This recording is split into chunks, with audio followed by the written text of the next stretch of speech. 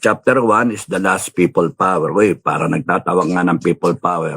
Now, the last people power because we will make sure na yan na yung huli, tama na. Maglagay tayo ng amendment sa Constitution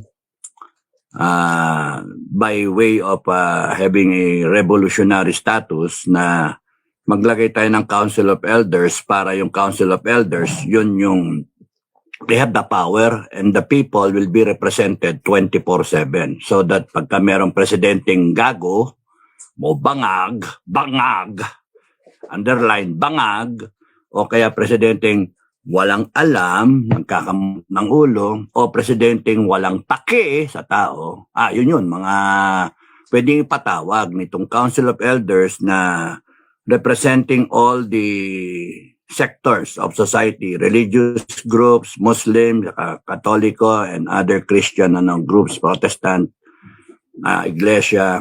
Tapos one level yon, and then another layer is yung mga by profession. So represented yung mga farmers group, mga fishermen, yung mga laborers, tsaka mga office, blue collar, white collar. Represented yung mga dating presidente or mga chief justice, mga ganon. So iba-ibang layer. Di baling magsama-sama kayo dyan, mag-away kayo. At least you represent someone out of the 120 million.